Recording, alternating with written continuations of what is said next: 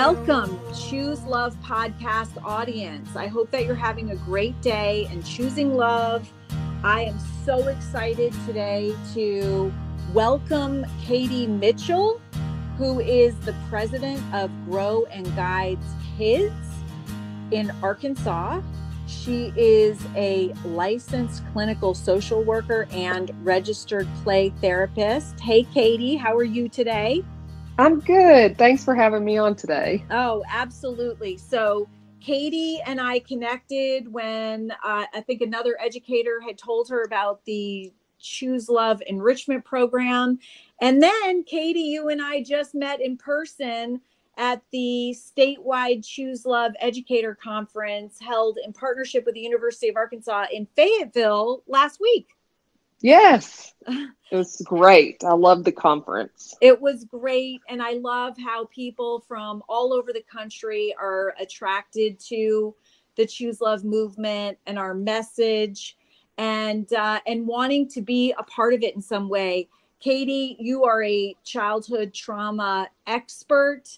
And when we spoke, I see so much trauma when I'm in schools. Hey, we've experienced trauma in my own household on several different levels, throughout JT and Jesse's life. And so I know the impact that it can have and how we really need to be more informed about what trauma is, what it looks like, how it manifests, how it has the possibility of negatively impacting a child, not just in the present, but for their future in all ways, physically, mentally, emotionally, and spiritually, and what we can do to help reduce and even prevent those deleterious effects of trauma.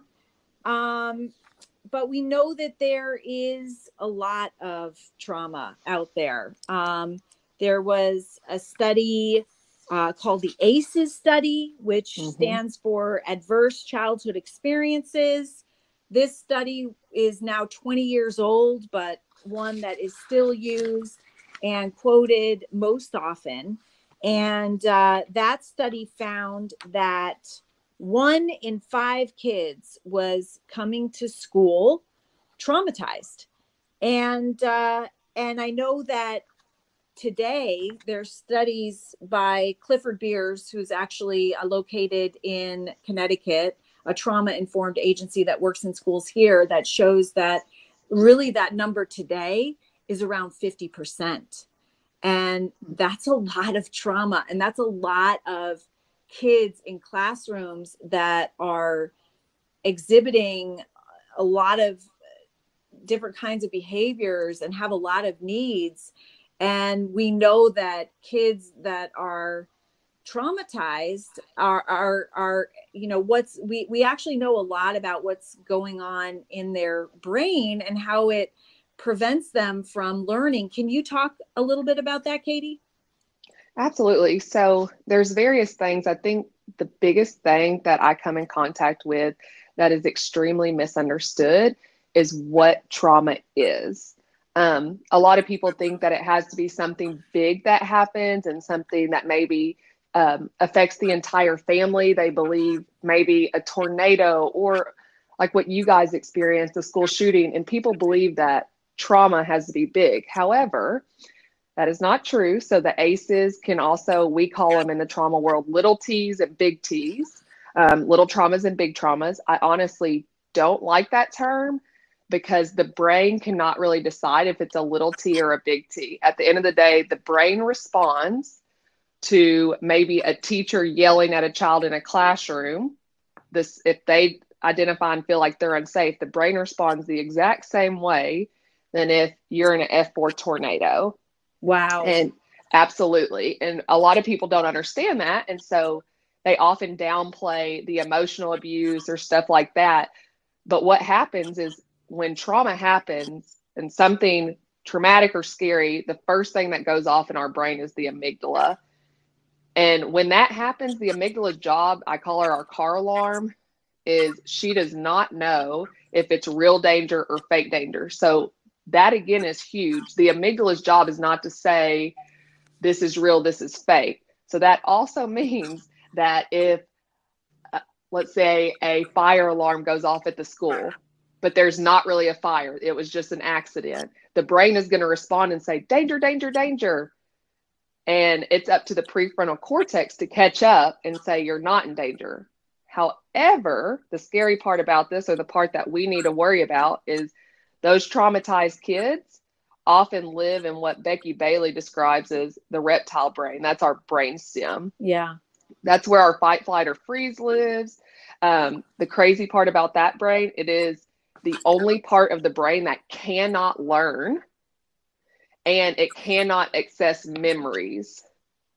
So those are three huge things. And traumatized kids who come to us in the classroom or at home are living in brainstem, which is a really scary place to live because a lot of other things in the brain happen in that phase. And so we're expecting these kids who walk in brainstem to learn math and science and to show empathy and emotion and understanding. And we're expecting, when honestly, the only question they're asking is, am I safe? Am I safe? The biggest part about that's scary also, is brainstem. So when a child is in their brainstem, they are shooting off cortisol, and the cortisol is going off. And that's not meant to be long-term. And actually, long periods of cortisol release lead to the damage of the hippocampus. And that's the learning and memory part of our brain.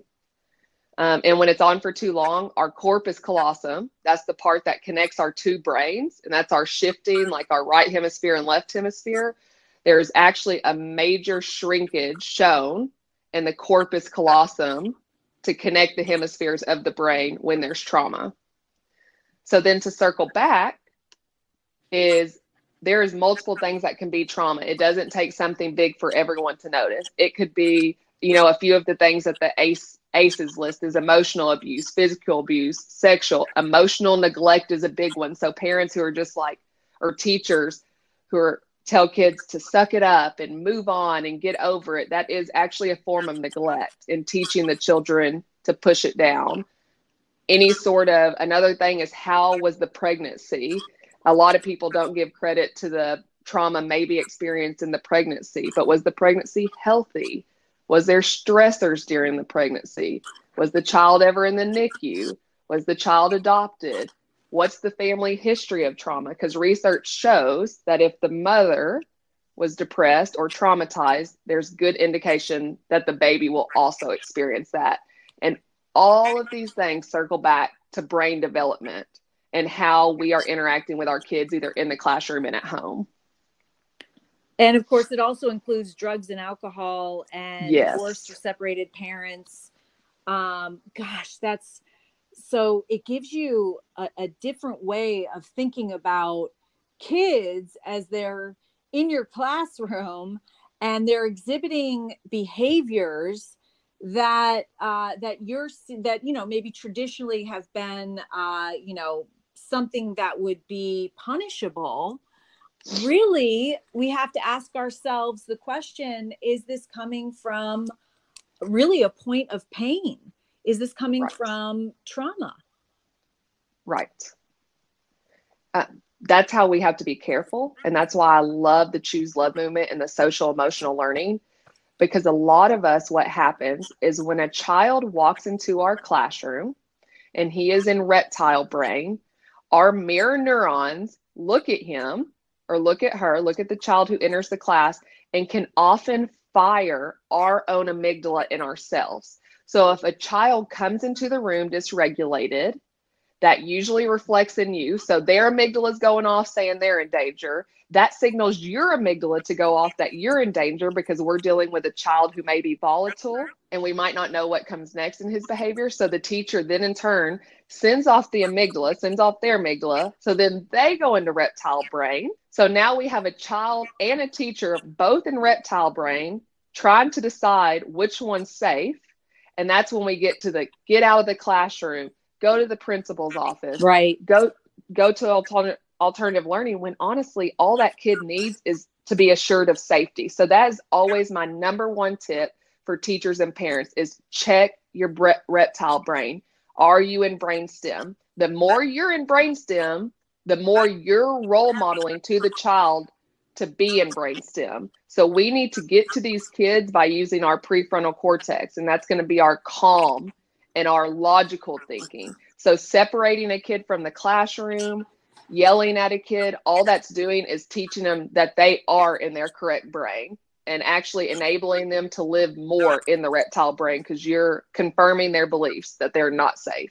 And you know what, Katie, I have to admit, and I admit this when I speak in schools, that, you know, when you don't have a certain level of emotional intelligence, you can't teach your children how to manage their emotions either. And, you know, I remember my boys would come up to me angry, right? I'd see that. And literally I can look back and now know exactly what was going on in my brain. I would be activated and I would show back to them exactly what they were showing to me. And I didn't know what to do. So you know what I would do? I would say, go to your room. Go, you're in timeout. You need to calm down. You can get up off your bed when you're, you know, calmer. And it's like, I'm not teaching them how to manage their emotions because I don't know how to manage my own. And this is why it's so important to have this understanding and why it's important for parents to be a part of the ChooSELove movement as well, because we have programs for parents and the community. I mean, we're all giving off these signals. In fact, the majority of our communication every day is nonverbal. It's not necessarily what we say. We can be saying kind words, but we can be displaying something else on our face or through our body movements. In fact, when I was doing some research for this podcast, Katie, and I'm sure that you're familiar with this study on faces and how traumatized kids had a really hard time reading the emotion between happiness and anger and fear and sadness on these subjects' faces. And so they'd often misinterpret or see a neutral face as an angry face. And then that would set them off. Yes. Because they're in hypervigilant mode. Absolutely. They're just in their reptile brain, searching for anything and not trusting really anyone, right? You kind of, when we meet these kids, a lot of them, we have to prove to them that we're safe. And sometimes, how do we do that? I always say a little bit about me is I adopted 2 children out of foster care 3 years ago. I'm a registered play therapist. I've been EMDR trained. I have significant amount of trauma training. And I remember my funny story is when they first came to live with us, they were 2 and 3. I told my husband, I said, now you just kind of sit back and watch how I walk with them, you know, or, you know, you watch how I work with them. You watch how I talk to them, because I'm going to role model exactly how to handle this. And I'm walking him through. I think I scared my husband. I told him, I said, you never know with foster kids. I said, they might light our house on fire, but we're just going to work through it. And he looked like a deer in headlights and said, okay, and agreed. And so I set up this, I know. So I'd set up this really gloomy picture because that's what I was used to. And I'd specialize in adoption and trauma and foster and all that. And so the day my kids came home, my son, who is actually 3 at the time, about to turn 4 the next week, walked into his room, his beautifully painted room. First time he had a room to himself. I had worked so hard on it. He spit on the floor and said, I hate it here. Well, what does this highly trained person over here do? I just wanted to hug him. And my reptile brain went off and I said, what do you think you're doing? You don't spit on the floor in your new room. But this was unsafe to me. This was a stranger in my house. This was a kid. And so I say that as my husband looked at me and said, really good job handling it. But that day it just registered to me that we are all susceptible to handling it wrong. I have hours and hours of training in trauma, and this is literally my specialty. And it took 30 seconds for me to go into reptile brain and explode on a baby in my home. And so that's why it's so important to recognize that we all have these triggers, but we can also all work on them. And that's also scary because I want you to think I am educated in all this and I exploded. But what about the people and the children who come from communities and homes that have no emotional, like you said, who have no background, who had a history of no parents teaching them that emotional intelligence stuff? Then we are having untrained parents who are have no indicators of how to help kids, and that's just a really sad and scary place to be. So then when the kids come into school, you teaching them social emotional learning is huge, but it's new to them. Yeah. There's a lot of kids who don't even know who. I have kids who come to my office sometimes, and you wouldn't believe, I just had a 6 or 7-year-old last week who I was going through basic emotions with them. And I asked them to make an anger face, and they couldn't. They had no idea because they're so disconnected. Wow. And that's for survival. Yes, exactly. Yeah. So I think, and I think I love that you shared that, Katie, and that you had the courage to share that about yourself. And I always share, my failings with my audiences because I'm just a person too. And we all fail and make mistakes. And that's how we learn and we grow. But I think maybe one of the only arguments against teaching social emotional learning in schools was, this is the parents' job. It should be taught at home. And, I look at myself, like I had good parents, I had very little trauma growing up, aside from my parents getting divorced. And I was a college graduate and, I worked. And then you have kids and that takes it to a whole nother level. They push your buttons and you really have to be present and you have to understand what that means. Like in the moment, not thinking about what happened at work, not worrying about something in the future, but literally present with them and mindful of your thoughts and how you are. And hopefully you are thoughtfully responding to your kids rather than reacting. And of course, the whole ChooSELove movement premise is you can't always choose what happens to you, but you can always choose how you respond, and you can always respond with love. But that takes some skills and tools. That takes being aware. That takes being mindful to thoughtfully respond with love, which is kindness, caring, concern, compassion. When we do that, we take our personal power back. We're in control. And we don't always do that with our kids. But of course, as you said, we always want to be, whenever possible, thoughtfully responding with our prefrontal cortex, which is where logic and reasoning reside, with our kids, in work environments, with friends. Of course, we always want our thoughtful responses coming from there because we are in control when we're thoughtfully responding from our, what we call our human brain. And we're really not in control when we're responding, reacting, as you said, from our brainstem. So when I first became a therapist, I am very passionate about working with kids. I have known I've always wanted to, and I wanted to make sure that I gave kids the best possible treatment there was. So when all of my research and looking around, I learned that trauma and any bad events actually store in our unconscious brain. So they store in our unconscious, which is good to know because the unconscious cannot be reached through talk therapy. It is almost 100% ineffective. However, play therapy is something that can bring the child in.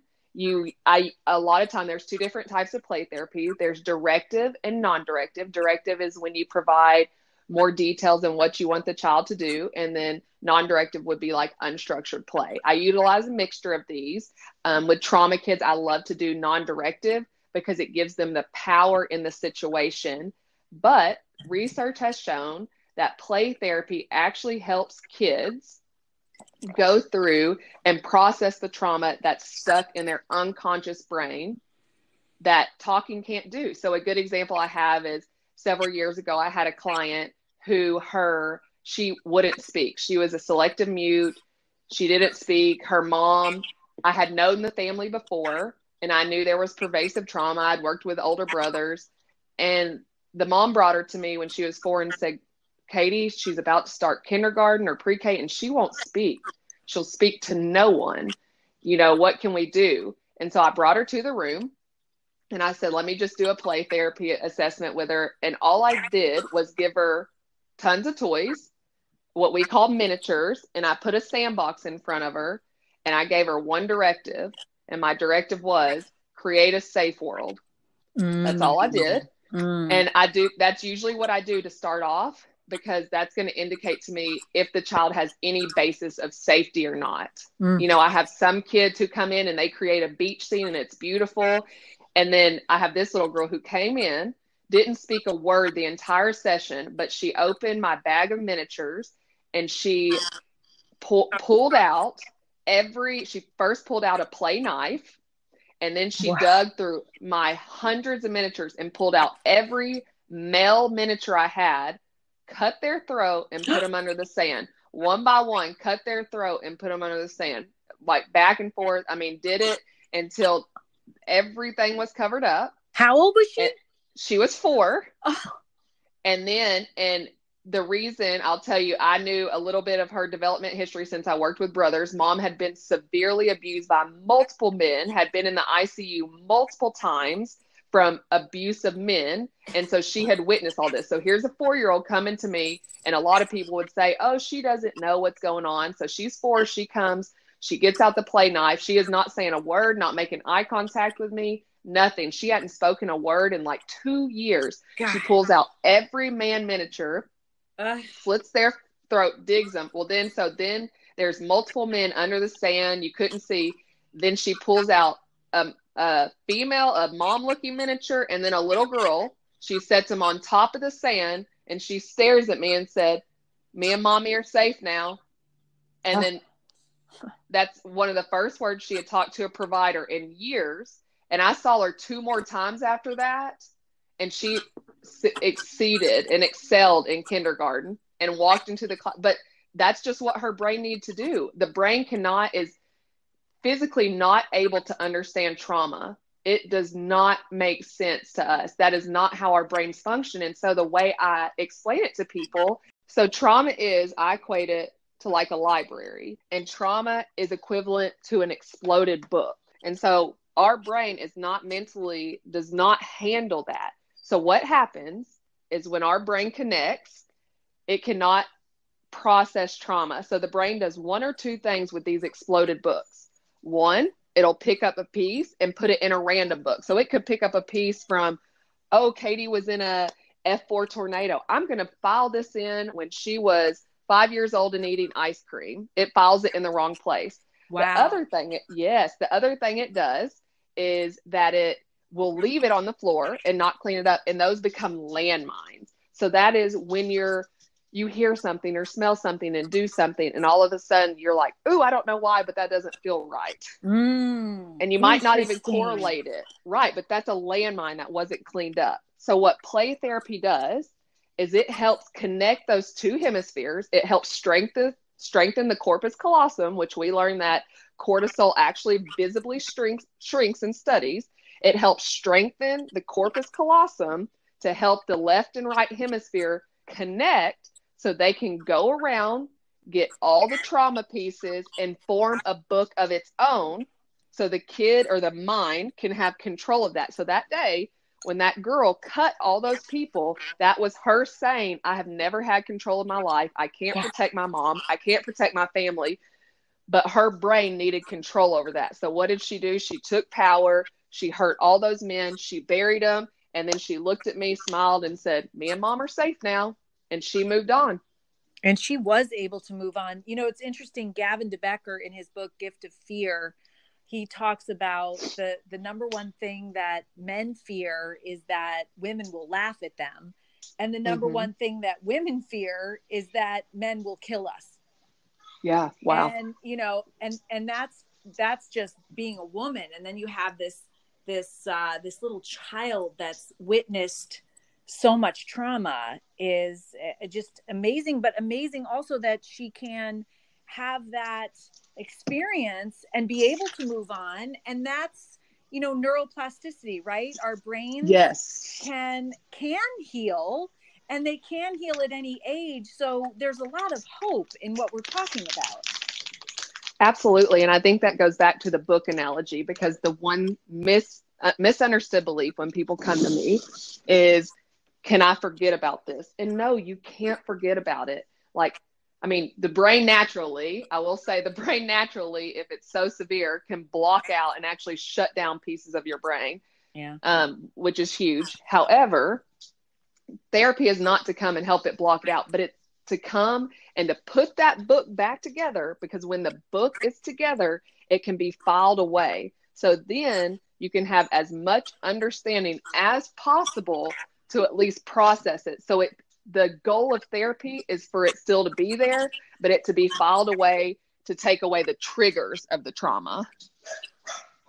It's so incredible. And of course, it reminds me that Jesse, in addition to writing his chalkboard message, Jesse's my 6-year-old son that was murdered at Sandy Hook Elementary School. And right before he was murdered, he wrote "Nurturing, Healing, Love" on our kitchen chalkboard. And of course, that's the impetus for the whole Jessie Lewis ChooSELove movement. But he also left another message for his older brother, and that was, have a lot of fun. And so really, the two most important things that we do on a daily basis are choose love, kindness, caring, concern, compassion in every situation, circumstance, or interaction, because we take our personal power and control back when we do that, but also have a lot of fun. That's really important too. Huge.